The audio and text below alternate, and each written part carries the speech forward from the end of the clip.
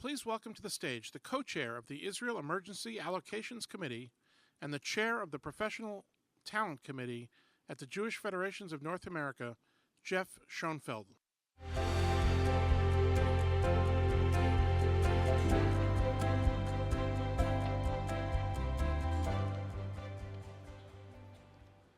Good afternoon.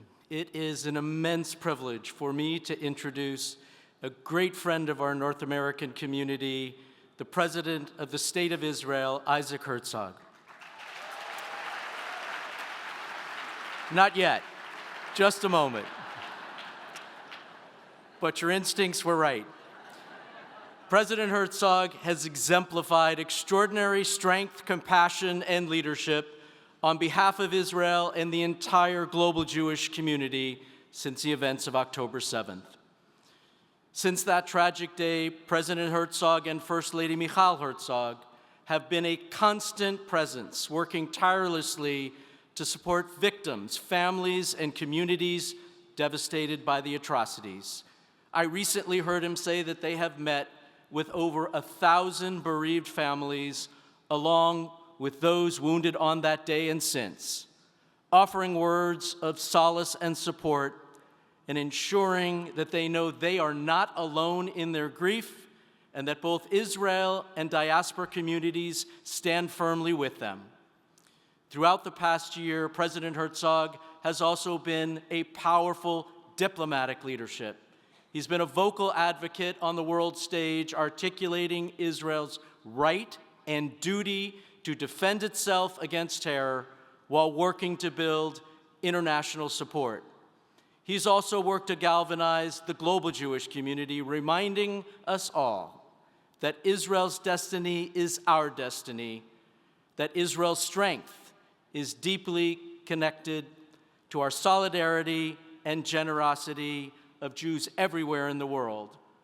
President Herzog comes from a proud lineage of extraordinary leaders. His father, Chaim Herzog, served as Israel's 6th president and was instrumental in shaping Israel's place on the world stage. His grandfather was the chief rabbi of Israel, Rabbi Yitzhak Halevi Herzog. And yet, President Herzog has stepped into this role with his own vision, focusing on strengthening unity within Israel, fostering peace with neighbors, and bridging the gaps within the Jewish world, between Israel and the diaspora, between communities, and among people of all walks of life. Now, please rise. It is my deep honor to give the warmest JFNA welcome to the President of the State of Israel, His Excellency, President Isaac Herzog.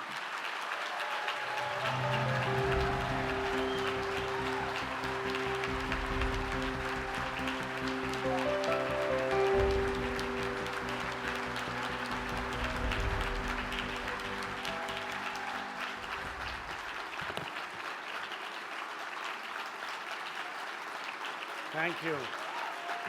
Toda rabba. Thank you, dear brothers and sisters.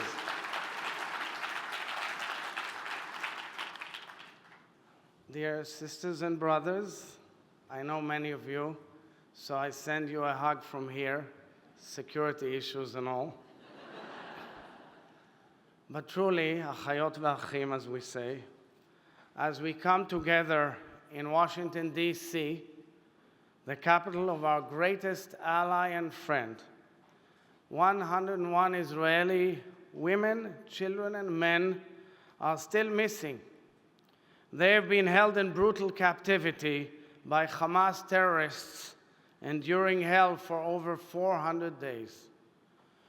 With us here today are the families of Yair Veitan Horn, Arbel Yahud, Romy Gonen, Keith Siegel, Sagi Dekel Chen, Omer Nutra, Itai Chen, and Nimrod Cohen. Their loved ones.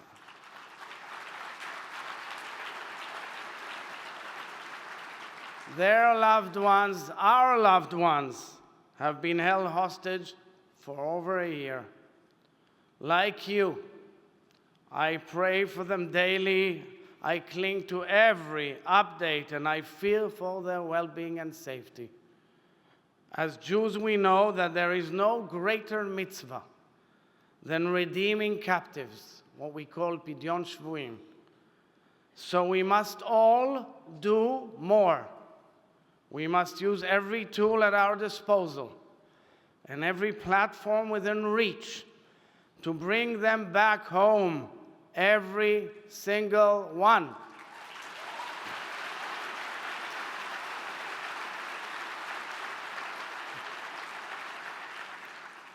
Failure to bring back our hostages home will leave our nation hemorrhaging and scarred for generations.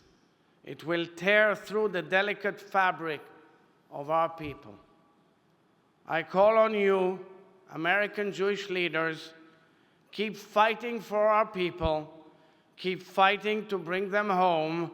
We must all together fight with every fiber of our being, do whatever we can to bring them home immediately.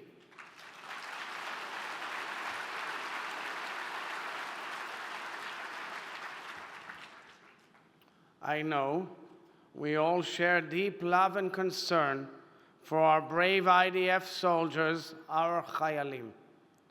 This morning, we received yet another crushing reminder of the heavy toll this war has taken. Hundreds of thousands of Israelis chose to leave their homes and families to fight a war we did not want and we did not choose. They have been fighting on our behalf. They have been fighting on your behalf. We all pray for their success. May God bless them and keep them. May they all return home safely. And may our wounded soldiers and civilians recover fully in body and soul.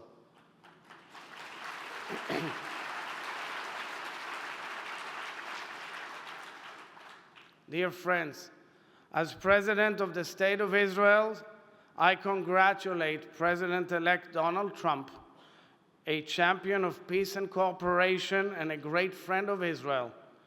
In our conversation just a few days ago, following his election, we spoke of the urgent need to bring our hostages back home. President Trump reiterated his love for Israel. I thanked him for his friendship and wished him every success in leading Israel and the Middle East towards a future of security and prosperity. I take this opportunity to express gratitude and admiration to the 46th President of the United States, my dear friend Joe Biden, for his lifetime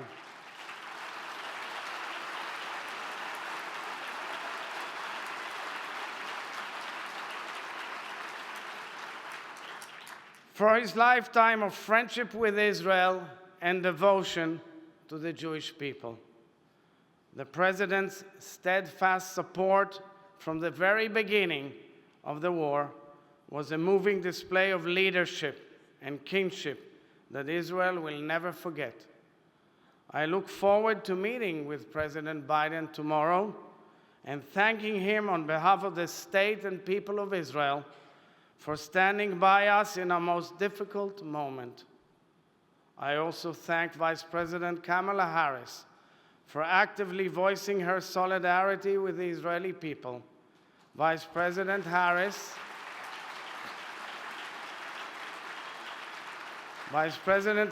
and I have known each other for a number of years.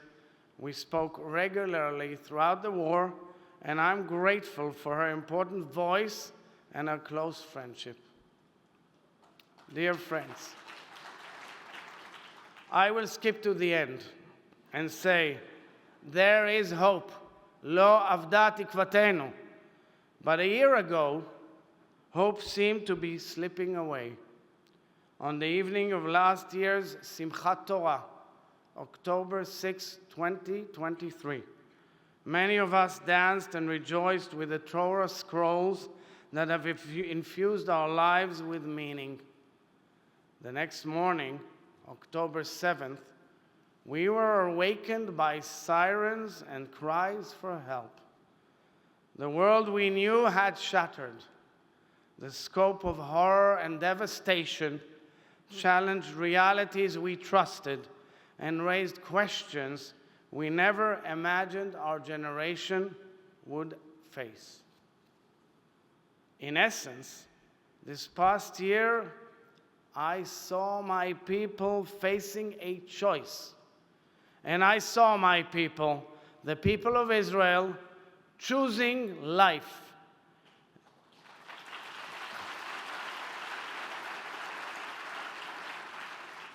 So I would like to share with you some of what I saw and experienced since the day our world changed. Virtually every single day since October 7th, my wife Michal and I met with bereaved families, families of hostages, survivors, and evacuees. We paid respects to thousands of mourners in Jewish, Muslim, Druze, and Christian homes. We met with Nova Festival survivors, many with PTSD, and with children left without family and without a home. We visited almost every hospital in Israel, spoke with thousands of wounded soldiers and civilians in emergency rooms and in rehab. We met with women and little children who returned from cruel captivity in Gaza. We saw people who lost almost everything a human being can lose: family, love, freedom, security, livelihood, shelter. We met with tens of thousands of Israelis who went through hell.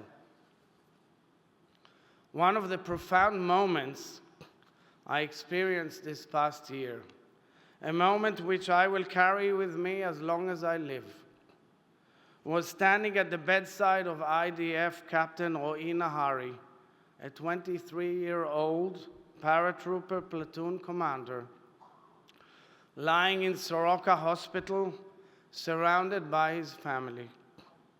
On October 7th, Ro'i dashed southward without hesitation, together with his team. They saved countless lives in a courageous battle in Kibbutz Kfar Aza, until Ro'i was fatally wounded.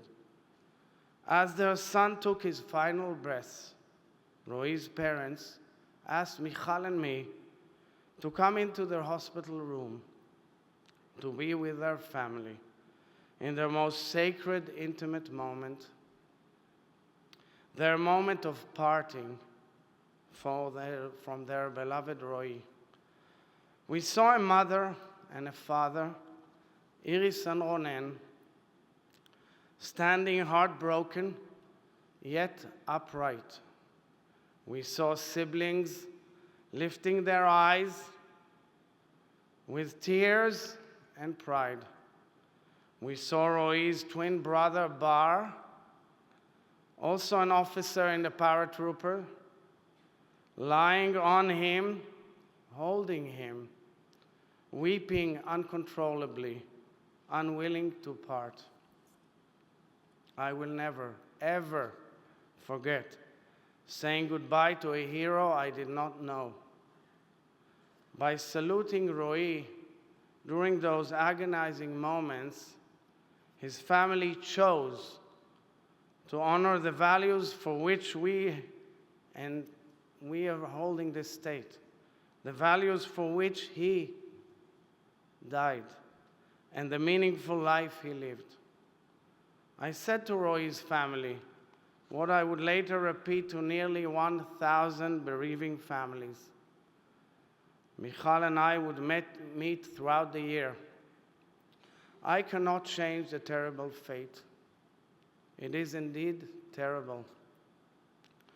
But as President of the State of Israel, I have the unique honor and privilege of looking into their eyes and saying thank you on behalf of the people and nation of Israel.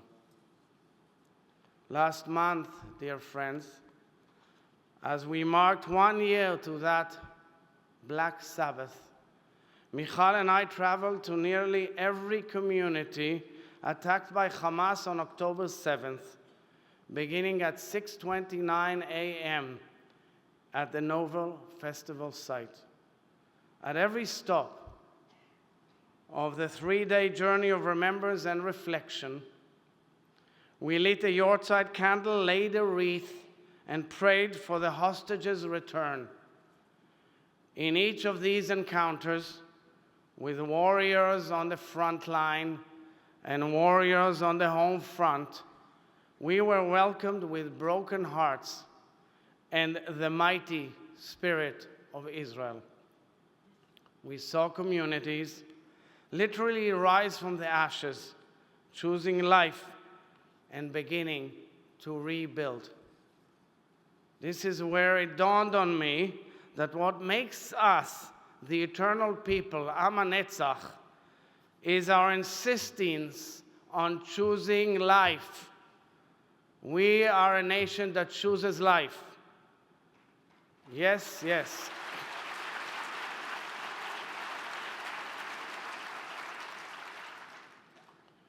Dear friends, the American Jewish community also made a choice. You chose to mobilize for Israel like a family, with no ifs and buts, instantaneously, no questions asked. You, Federation members and leaders from all across America, chose to come to Israel, to pay Shiva calls, to provide funding, to volunteer. You chose to demonstrate solidarity and bear witness. You chose to show up for us when we needed you most. The warmth and the affection and love expressed by World Jewry gave the Israeli people a lifeline and strength to persevere. This was our finest hour, and this was also your finest hour. We are now seeing the needs in Israel growing, spreading from south to north. Over the past few months, Israel's northern border has been under constant attack, with rockets targeting millions of Israeli citizens, killing civilians and foreign nationals, forcing hundreds of thousands from their homes. Over the past 24 hours, hundreds of rockets were fired from Lebanon into Israel. And yet, while still under fire, we are beginning to rebuild because we are choosing to ensure the safe return home of our citizens up north and down south. Yes, thank you. The challenges are great, and the needs will be substantial. I applaud the Jewish Federations of North America for your remarkable efforts throughout the year, and I commend the JFNA for choosing to launch your new campaign to meet the growing needs.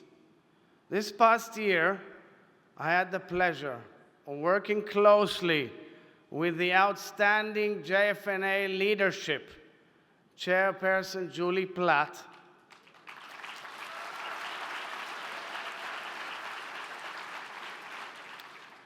JFNA President Eric Fingerhut,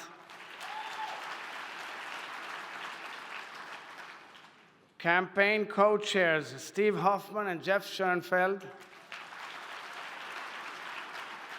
and head of your Israeli office, Becky Caspi, and her team. Along with many, many distinguished board members and federation presidents who all demonstrated Jewish public service at its best. You truly made a difference.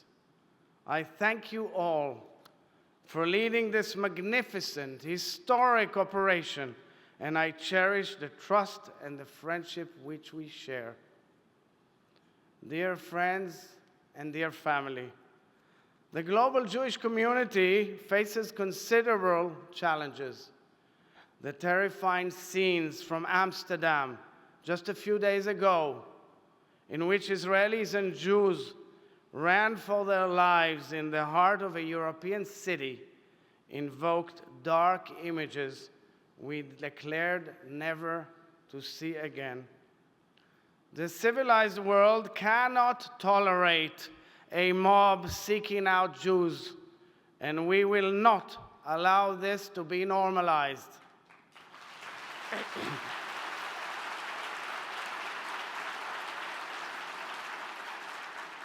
Israelis have been following with great concern the startling wave of anti-Semitism, both systematic and instigated, flooding the United States and the Jewish world.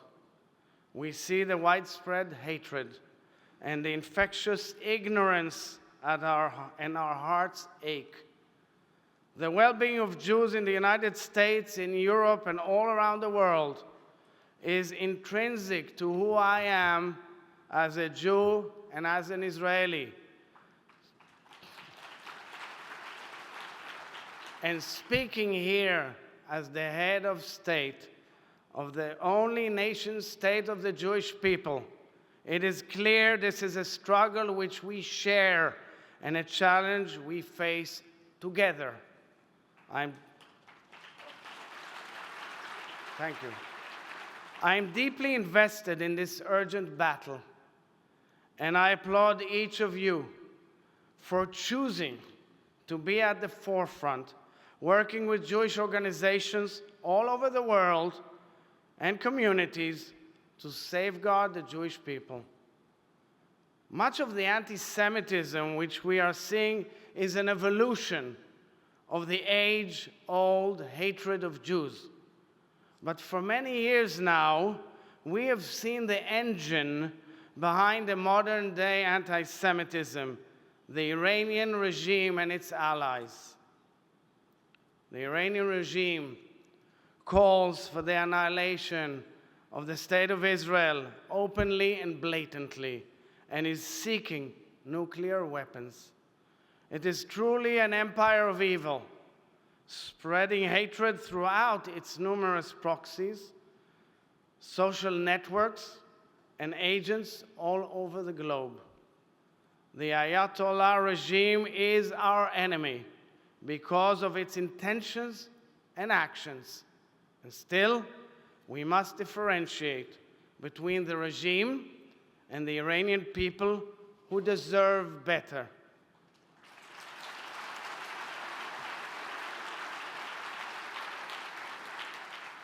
It is clear to me that most Iranians seek the same peace and freedom to which we aspire.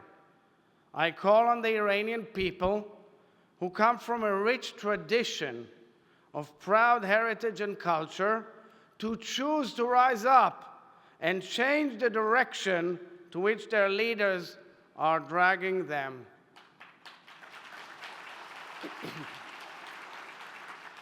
Israel is slowly tipping the balance of power in its multi-front war against Iran and its proxies. From here in Washington, D.C., I call on the free world to challenge the barbarism with force and conviction, without fear, united with our allies, chief amongst them, the United States of America.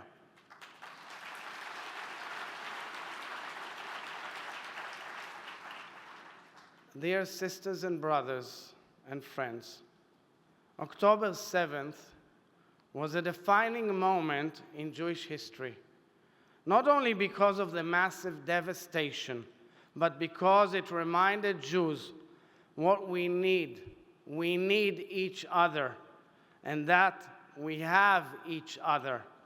We have all seen how much strength we can summon and how much comfort we can draw from choosing to come together as one people.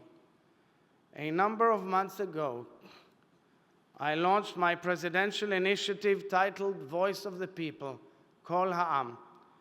With the combined efforts of our extraordinary partners, Voice of the People will serve as a global Jewish task force offering practical solutions for the matters most concerning the Jewish people.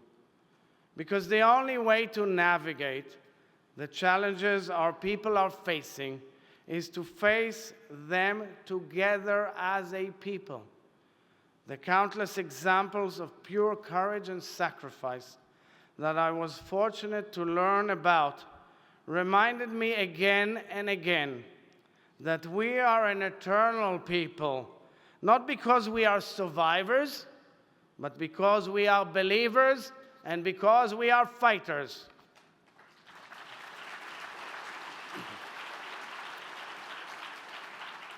We fight. We fight for our hostages. We fight for our people. We fight for our Jewish values and Jewish identities. We fight for our Jewish souls. We fight for our Jewish communities. We fight for our beloved Jewish democratic state of Israel. We fight for the future of our children.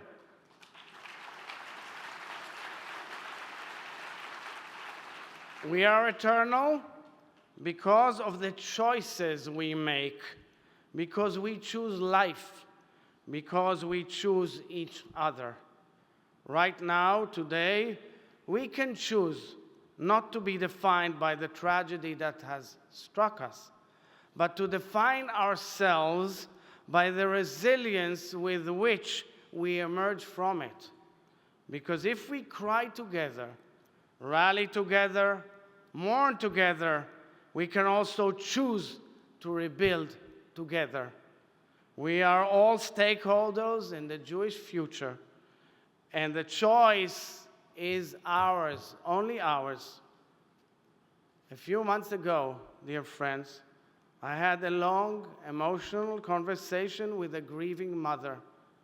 She said that choosing life is very, very difficult for her because it forces her to face the loss every single day. But I told her that Am Yisrael Chai is not a birthright nor a privilege. It is a duty, and it is a choice that we make every moment of every day. Achiotai ve'echai, my dear sisters and brothers, let us choose to rebuild our eternity together. Lo avda tikvateinu means we did not lose any hope. I say to you, we will not lose any hope, and we shall prevail together. Thank you all. Bless you. Chizku v'imtzu.